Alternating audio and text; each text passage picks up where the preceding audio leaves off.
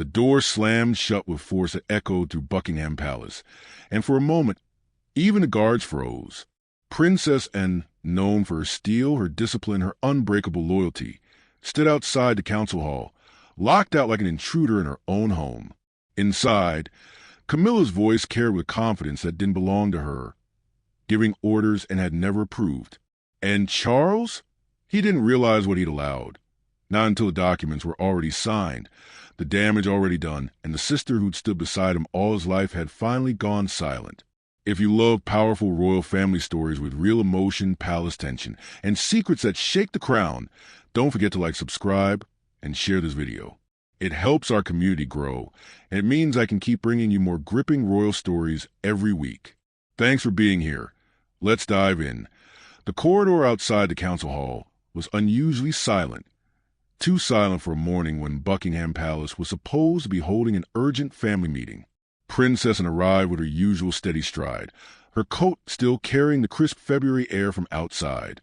She expected the tension, the whispers, the heaviness that always followed medical updates about the king. She did not expect what she found. 2 royal guards stood unnaturally rigid at the double doors. They weren't relaxed. They weren't neutral. They were uncomfortable. That alone told, and everything she needed to know, something was wrong. "Is the family assembled?" she asked, her tone firm but polite. The guards exchanged the smallest, most nervous glance. That was the first warning. And reached for the brass handle, a simple, familiar gesture she'd done hundreds of times over decades of service, expecting the door to swing open effortlessly. It didn't budge. She froze. Then she tried again, this time with her full strength. Locked. A locked door. At a family meeting. A meeting where decisions were being made about her brother's health, about the monarchy's future, about the family she had dedicated her entire life to preserving. "Your Royal Highness," one guard began, voice tight, and turned her head slowly, the way a soldier turns when expecting an incoming blow. "The Queen Consort instructed that the room remain secure until the meeting concludes." The words hung in the air like cold breath from a winter horse. Secure. Instructed. Meeting concludes. And straightened her spine, not that it ever bent, but the air around her shifted. She'd stood before presidents, world leaders, armies, crises, but this subtle, deliberate exclusion cut deeper. Inside, muffled voices drifted under thick wood. Camilla's voice, confident, direct, giving orders with a tone that didn't belong to her. Not in this room, not in this role. "Distribute duties, transition will be smoother." Another voice, legal male, added something about succession protocols. Another mentioned efficiency, and fingers tightened around the brass handle. This wasn't a health update. This wasn't a briefing.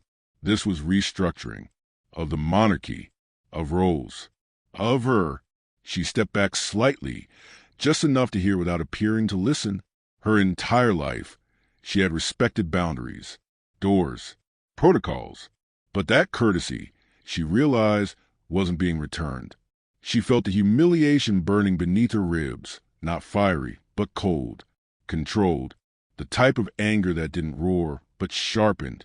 Behind her, staff members passed cautiously, pretending not to see her. A few couldn't help it. The quick glance, the guilt, the pity. They all knew who and was. They all knew what she meant to the monarchy.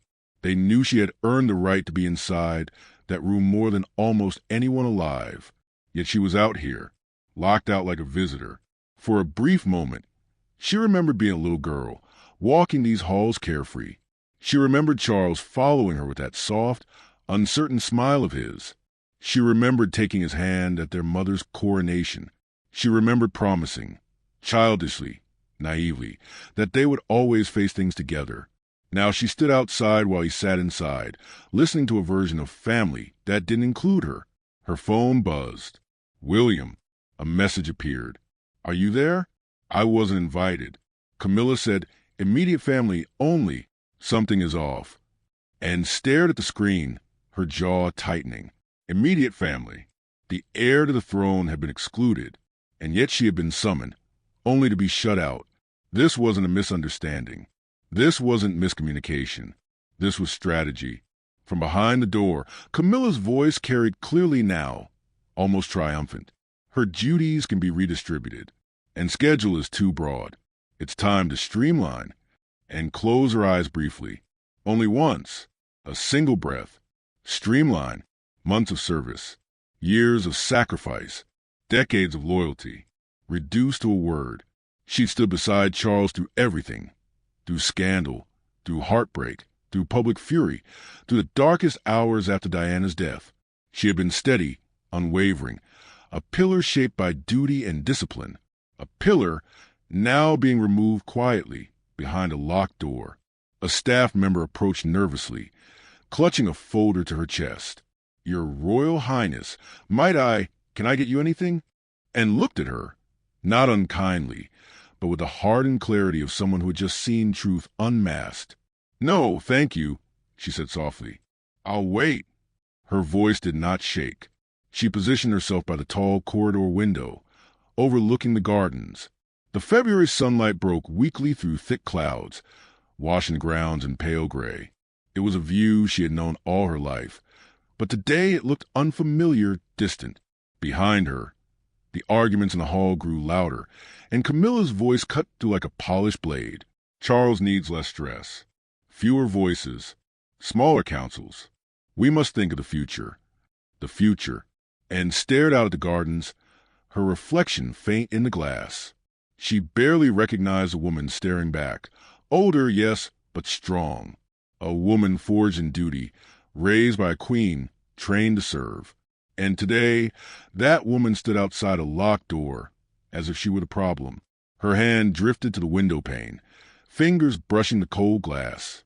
For a moment, she allowed herself to imagine her mother's voice, cool, controlled, wise.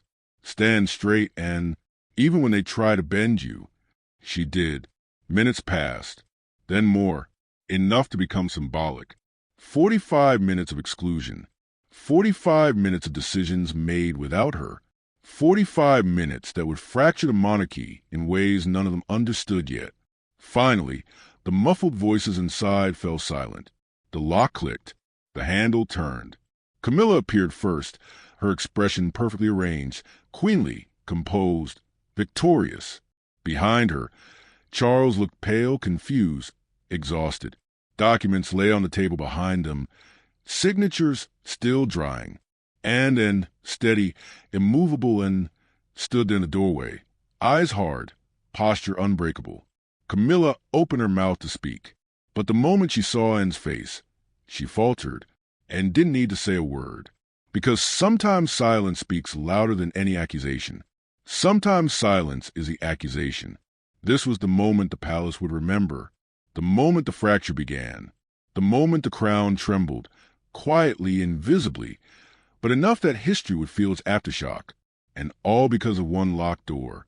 The moment the door closed behind, and the council room felt heavier, as if the air itself understood the weight of what had just unfolded. The silence that followed wasn't peaceful, it was charged. The kind of silence that comes after a blow has landed, before anyone dares to breathe. Inside, the table was still covered with documents, thick folders, briefing notes, sheets smoothed by Camilla's hands moments earlier. At the head of the table, not beside Charles, but at the head, sat the queen consort's chair. That wasn't ceremonial. That wasn't accidental. It was positional, symbolic, a declaration. Camilla had not waited a lifetime to play supporting roles. She intended to lead. Charles sat 3 chairs down, shoulders slightly slumped, his fingers trembling against the polished wood. His illness had weakened him more than the public knew, more than he wanted to admit. But today, exhaustion wasn't the only thing weighing him down. Guilt had finally caught up. For the first time since the meeting began, he saw the empty chair that should have been Anne's. He stared at it as if seeing it for the first time, realizing what its absence meant, realizing what he had allowed. But Camilla moved swiftly, too swiftly. "Darling," she said, placing a hand on his arm with expertly measured tenderness. "You mustn't let this upset you. You've done the right thing. Truly." Her voice was calm, comforting, confident, and practiced. Across the table, advisors avoided eye contact. They had witnessed the entire transformation of the monarchy condensed into one meeting. They'd watched and be excluded. They'd watched decisions made about her in her absence. They had seen Camilla step into the power vacuum with precision and ease. But none of them dared question it, not while the queen consort was standing. Camilla gathered the documents into neat piles, her fingers gliding over each page like a conductor sorting sheet music. The restructuring must be implemented immediately, she instructed the senior private secretary. Patronage transitions will begin next week. Public announcements will follow after we confirm the redistribution. The secretary hesitated. Your Majesty, the public may question such a sudden shift. The Princess Royal is a symbol of the past, Camilla interjected smoothly. A past we must gently retire if we want the monarchy to survive the next generation. Charles inhaled sharply, a quiet, fragile sound. But Camilla continued. This is modernization, streamlining, efficiency. Charles cannot continue carrying everyone's emotional expectations. He needs rest. He needs clarity. He needs fewer advisors who cling to tradition. Fewer advisors like Anne. She didn't say the words, but the implication hung in the room like heavy smoke. One of the younger secretaries spoke up, nervously, bravely. With respect, ma'am, Princess's experience is unmatched. Removing her from succession councils may create significant backlash. Camilla turned to him with a sharp, queenly tilt of her chin. Backlash from whom? The press? The public. She waved her hand lightly. The public ultimately follows the narrative they're given. They respect the crown. They respect unity. Once we present this as a necessary adjustment, they'll adapt. They always do. Still, the young man persisted, Princess has dedicated her entire life to. Her dedication is precisely why she deserves rest. There it was, the illusion, wrapped in care, delivered like kindness, but underneath, sharpened by ambition. Camilla continued stacking documents, her movements crisp, controlled. The monarchy cannot be held hostage by nostalgia, and represents stability, yes. But she also represents an older model of duty, an unyielding attachment to tradition, which serves no purpose in the world we're moving into. She paused, letting her words settle. When William becomes king. Charles stiffened. Camilla's voice softened immediately. I mean when the time comes, darling, when the transition is natural and inevitable. William will need a monarchy unburdened by outdated structures. That begins now, with you. Charles looked down at his hands. Old hands, tired hands, hands that had signed documents today he wasn't sure he fully read. He spoke quietly, and should have been in this meeting. Camilla's eyes narrowed almost imperceptibly. That would have complicated things. Emotion clouds judgment, and is forceful. She would argue, push, influence your decisions with sentiment rather than strategy. It wasn't right, Charles murmured, almost himself. Camilla stepped closer, lowering her voice so only he could hear. You are ill. You need protection from conflict. Hard choices are not your burden anymore. They're mine. Her hand tightened on his. You trusted me for decades. Trust me now. His eyes drifted again to the empty chair. He whispered, she'll be hurt. Camilla exhaled with deliberate patience. And is strong. She'll adjust. She always does. But her tone carried something else, something colder. Something that suggested Anne's adaptability was exactly why Camilla felt comfortable cutting her out. Camilla turned back to the table. We move forward, she said. Immediately. Advisors nodded, some reluctantly, others with resignation. They stood to gather their materials, murmuring formalities as they filed out. The young secretary, who had defended and lingered, he looked at the king, a fleeting moment of compassion, and then looked at the documents. Your Majesty, if I may, the Princess Royal, she didn't deserve to be kept outside. The room froze. Camilla turned sharply. That will be all. But the damage was done. Charles's expression cracked, just slightly. When the last advisor left, the door clicked shut again. The same lock that had barred and now sealed the truth inside with Charles and Camilla alone. Are you angry with me? Camilla asked softly. Charles didn't answer. Not right away. His gaze fixed on his signature, bold, royal final, on the document stripping and from succession planning. I trusted you, he said. I protected you, she corrected. From my sister? His voice cracked. Camilla stepped closer, but something in his posture stopped her. You needed the quiet, she insisted gently. You needed decisions made without emotional weight. This is for your stability, your peace. Charles stared at the door. The same door, and it stood behind for 45 silent, humiliating minutes. For my peace, he repeated softly. Camilla nodded, believing she'd won him over again. But she didn't understand him, not truly, not the way Anne did, not the way Anne always had. Charles was not a man who needed protection from loyalty. He was a man who needed loyalty to survive. And today, he had lost a person who embodied it most. He whispered, "She'll never forgive me." Camilla's jaw tightened. "She will," she said firmly. "She has to." But Charles knew, deep in the place where regret settles and grows roots, that forgiveness from and was not inevitable. Not this time. Not after a locked door. Not after being made irrelevant in the family she had carried on her shoulders for half a century. Camilla turned away, already planning the next steps. Charles remained seated, staring at the empty chair. For the first time since signing the papers, he understood. This wasn't modernization. This wasn't strategy. This was a coup. Quiet, elegant, calculated, and he had helped orchestrate it with his own trembling hands. When the door finally opened and Anne stepped inside, she didn't raise her voice. She didn't rush. She didn't tremble. She simply entered the way a storm enters, silent first, then devastating. Her shadow stretched long across the polished floor. Charles looked up from the table, his face pale, his expression fractured.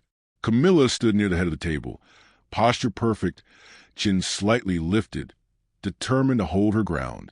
No one spoke. For several seconds, the room held its breath. Then Anne broke the silence with a single, precise sentence. "Should I have knocked louder?" Charles's lips parted. Camilla stiffened. The words were calm, but they cut like ice. And walked further in, the soft click of her heels echoing like a countdown. She glanced at the piles of documents, the signatures, the empty chair that should have been hers.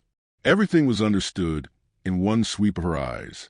"You weren't meant to be in this meeting, Anne," Camilla said, adopting the tone of someone dealing with an over-eager subordinate. Sensitive information was being discussed. And turned her head sharply. "Don't insult us both. You locked the door."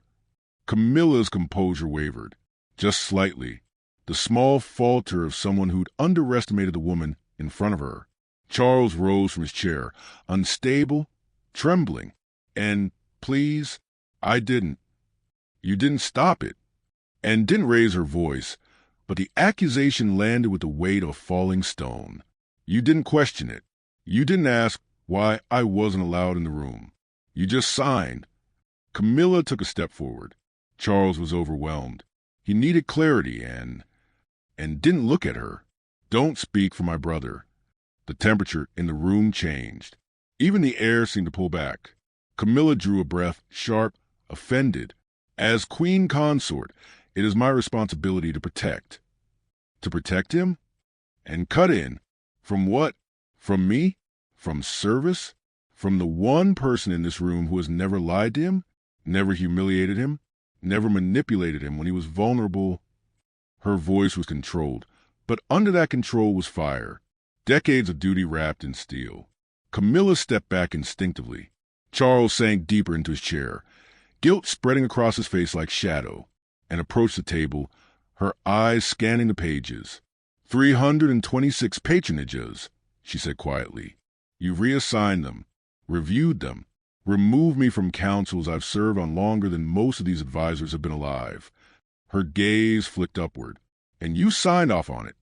"And," Charles whispered, his voice thin and cracking, "I thought—" Camilla said it would ease the pressure, and slammed her palm flat on the table. The sound snapped through the room like a whip. "You let her lock me out, Charles."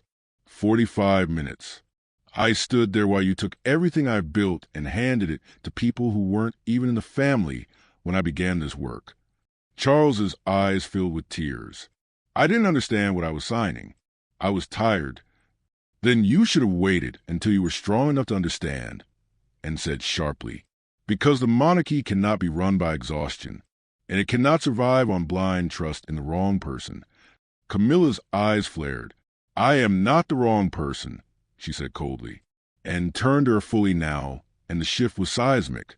You've always been a wrong person when it comes to loyalty. Camilla's face tightened. I have stood by Charles for 26 years. As a wedge encountered, not a support. Camilla stepped forward, fire igniting in her tone. You resent that I'm queen. You resent that the public forgave me. You resent that I have a voice. I resent, and cut across her, that you used my brother's illness to silence mine. Charles flinched. Camilla froze, and continued, voice steady but trembling at the edges with restrained fury. You waited until he was weak, until he was frightened, until he was desperate for rest. And then you filled the room with advisors who would nod when you needed them to nod. You controlled the agenda. You controlled the tone. You controlled the narrative. She gestured to the documents. And then you controlled his signature. Camilla's chin lifted in defiance. Charles is king. He makes decisions. Not today, and said, Today you made them. Charles covered his face with both hands. He could no longer hide from the truth. And his voice softened, not weaker, but deeper. Charles, look at me. Slowly, he lifted his head. His eyes were red, lined with shame. When Diana died, and said, And you were broken, I stood with you. When the country hated you, I defended you. When Mother died, I held your hand while you signed your coronation papers. I stood behind you in every room, every moment, every crisis. A tear fell from his chin. And today, she continued, you couldn't even open a door. Charles broke. I'm sorry, he whispered. I'm so sorry. I didn't know. I didn't understand what was happening. And straightened, tears in her eyes now too. But unlike his, hers did not fall. Not understanding, she said quietly, is the most dangerous weakness a king can have. Camilla bristled. He doesn't need your judgment. He needs support. And I've given him that his entire life. And his tone was final. You've given him pressure, direction, and fear of disappointing you. Camilla stepped forward with sharp authority. I protected him from conflict, from stress. You protected yourself, and said, For me? Camilla paled and walked toward the door, but stopped before leaving. When family becomes something you need protection from, the monarchy has already failed. Charles stood abruptly. And don't go. Please, let me fix this. You can't, she said gently. Not today. Not after those signatures. Camilla folded her arms, defiant. You're being dramatic.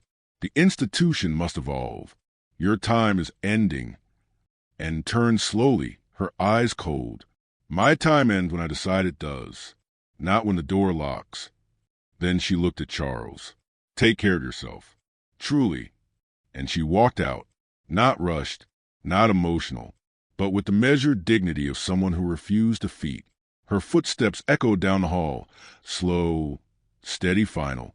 Charles collapsed back into his chair, tears streaking down his face. Camilla stood in the far corner of the room, breath tight, realizing something she had not expected. She may have won the documents. She may have won the meeting. She may have even won control. But she had lost something greater, the trust of the one person whose loyalty had defined the monarchy for 70 years. And that loss would echo far louder than any signature. The palace did not sleep that night. Not really. Lights burned in windows that were usually dark by midnight. Guards moved like shadows along the corridors, speaking in low tones, exchanging glances that said more than any briefing could. Something had happened. Something no one could name out loud without feeling the weight of it settle on their chest. Princess and Confrontation had not been contained by the thick walls of the council hall. It had leaked, through expressions, through whispers, through the stiff posture staff who had witnessed the aftermath. Even before dawn, the story had silently woven itself through the palace like smoke. The king's sister had walked out. The queen consort had been shaken, and the monarchy was bruised, and returned to her private quarters at night. But she didn't rest. She sat in a tall back chair by the window, the lamplight painting her face in quiet gold. She didn't cry. She rarely did. But the pain settled heavily in her chest, not as sharp anger now, but as something deeper, something like mourning. For decades she had carried the load. For decades she had put duty above ego. And she had done so with pride, with discipline, with a steadiness the institution had come to depend on. But tonight, she saw the truth with painful clarity. The palace she helped hold together no longer valued the hands that steadied it. Her phone buzzed again. William. Again. The messages were shorter this time, but heavier. I heard what happened.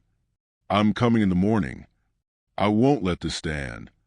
And closed her eyes for a moment. She adored William. He had inherited the Queen's discipline, Diana's heart, Charles's vulnerability, and something uniquely his own. Something powerful. Something steady. Something that would one day make him a good king. But he was still the next generation, and she would not let him burn bridges because of her. She didn't reply. Not yet. Elsewhere in the palace, Charles sat alone in his private sitting room. The fire crackled softly, but he didn't feel its warmth. His hands remained clasped between his knees, trembling slightly, as if the weight of the crown rested physically upon his shoulders. He whispered a sentence into the empty room. I've hurt her. His voice cracked on the final word. He thought of him standing outside that locked door. He thought of her face when she realized what he had signed. He thought of her silence, the silence that had pierced him far deeper than any shouted argument. Camilla entered quietly. Darling, she said softly, you need rest. He didn't respond. She tried again. You're tormenting yourself unnecessarily, and will calm down. She said she stood with me her entire life, he murmured. Camilla stiffened. Yes, well, loyalty can also become obstruction. She's attached to the old ways. She was protecting me, Charles whispered. Camilla exhaled sharply. And I'm not. You locked her out, he said, his voice trembling with something between fear and dawning realization. Camilla stepped closer. To shield you. You were exhausted, overwhelmed. You needed space. Not like that, he said, shaking his head. Not for my sister. For a moment, Camilla's mask slipped. Just a fraction. Enough for irritation, real, raw irritation, to flicker in her eyes.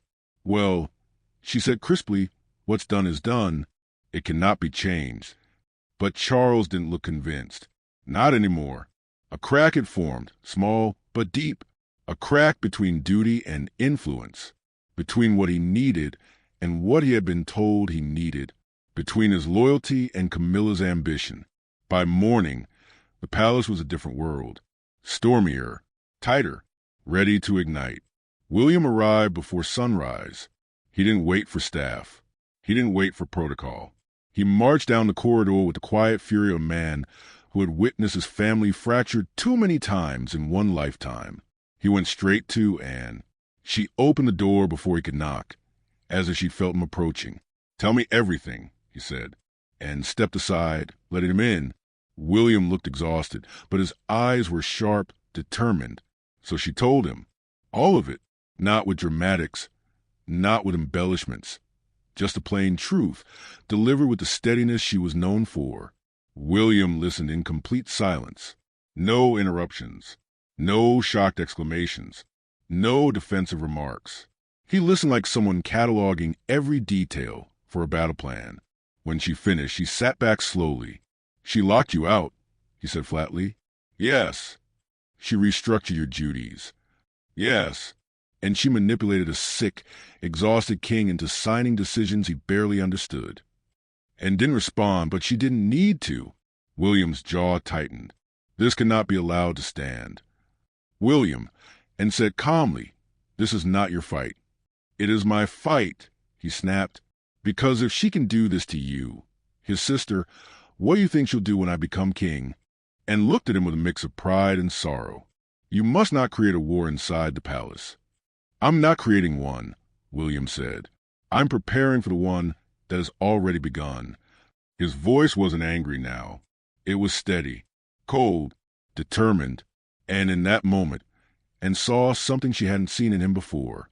Kingliness, not the ceremonial kind, not the polite, public-facing kind, the kind that emerges when a family's foundation cracks, and someone must step forward to keep it from collapsing entirely. Meanwhile, Camilla stood at her dressing table, staring into the mirror. For the first time since the coronation, the reflection staring back fell uncertain. Yes, she had executed her plan. Yes, she had reshaped the monarchy's internal structure. Yes, she had removed obstacles. But something had gone wrong. Charles had doubts now, and had not been defeated. And William had arrived earlier than expected, too early, as if sensing a threat. Camilla realized something crucial. She hadn't won. Not yet. This was only the beginning. And power taken quietly can be taken back loudly. Later that day, Charles requested a private meeting with Anne. She entered the room cautiously, expecting an apology or another hollow justification. Instead, Charles stood up immediately. "Anne," he said, his voice trembling, "I want to undo it." She blinked. "What?" "The documents. The restructuring. All of it." His eyes were bright with regret. "I was misled. I didn't listen. I didn't act like a brother." For the first time since the confrontation, and softened. "Charles," she said gently, "it isn't as simple as tearing papers." "But I must try," he insisted. "I cannot let the monarchy fracture because I failed to see what was happening." After a long pause, and nodded, and in that moment, a small, fragile reunion occurred. Not perfect, not healed, but real, a beginning. Later, as Anne walked out of the king's rooms, William joined her. His steps matched hers, equal stride for stride. "What did he say?" he asked. "That he wants to fix things," she replied. "And Camilla?" William asked, his voice low, and didn't answer. She didn't need to, because the palace already knew. The real war had just begun, not between siblings, not between the monarchy and the public, but within the crown itself. A quiet coup had been attempted, and now the fight to reclaim the monarchy's soul had started. A crown cracked within does not break overnight. It fractures slowly, silently. Then one day, the sound becomes impossible to ignore. This was the first echo.